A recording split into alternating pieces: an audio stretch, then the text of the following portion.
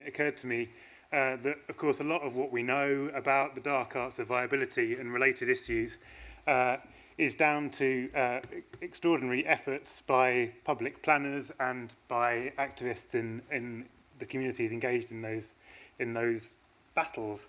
And it's those people, the public and the professions, that I'm going to talk about. My call is for the reinvigoration of public sector planning and for our new mayor to lead the way in opening up possibilities for its renewal. On my way to work this morning, I saw an advert for the mayoral elections on the Tube platform. The text of the advert explained the role of the mayor and the assembly, and for the mayor it said, and I quote, "The mayor runs your city, from policing and housing to environment and transport." What an outdated way of understanding the role of the mayor this is, as a heroic individual single-handedly keeping the city ticking over from their control room in a glass testicle. As a public representation of the mayor's job, it not only represents an outdated idea of political power, but also, crucially, neglects the role of a vast array of public servants in City Hall and beyond.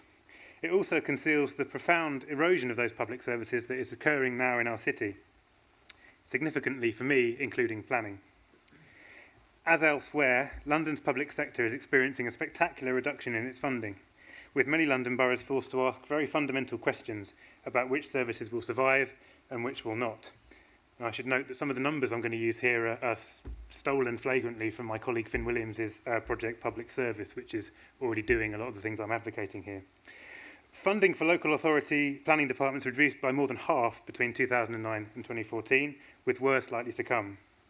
According to the Local Government Information Unit, 60% of local planning authorities felt that the staff and financial resources of their planning departments would be inadequate to meet future workload. And MDAG research, just disbanded, says that 67% of boroughs feel they need more skills in their in-house planning teams. Many local authorities see a skills drain emerging in their departments towards the private sector. And at the national scale, it was announced today that the DCLG will reduce funding to the Planning Advisory Service, which plays a key role in sharing good practice and emerging issues between local authorities, allowing them to talk to each other and learn from each other's stories. Without appearing to outwardly change very much, our planning system has shifted fundamentally since the 1940s, from being the primary agent of change in the built environment to an increasingly impotent regulator of rampant capital. As we've heard, in the field and on the ground, incredible work is being done by public servants in the face of increasingly nasty odds. But this work is too often unrecognised and unaccounted for, literally, and stacked against a private sector that has the money, the power, and increasingly the skills. In this context, popular opinion of planning as a public service is at an understandably profoundly low ebb.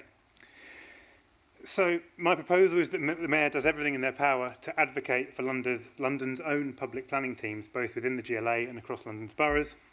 The dark arts of viability and the power of calling in major planning applications leave the public with a sense that public planning is inevitably and irrevocably intertwined with global capital, rather than an active expression of our collective vision for the future of our city. This has been allowed to happen, and any future mayor must be seen to challenge this if they're to gain our collective trust.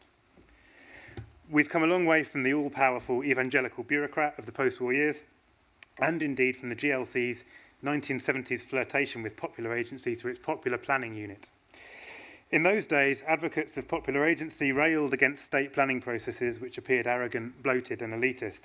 Now those same processes are our increasingly thin, increasingly fragile line of defence against a model where financial opportunity is all. They need our help, and by our help I mean the public's. Our mayor should acknowledge this reality and work to address it. Transparency in planning processes, as we've heard.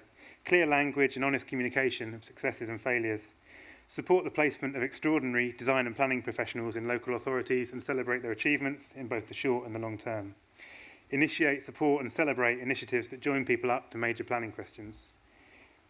Ensure that when a London planning question is big enough for the mayor, it's big enough for London's citizens. In terms of careers, scale, accountability, visibility and character, let's ask our next mayor to lead in the creation of a truly popular public planning system. Thank you.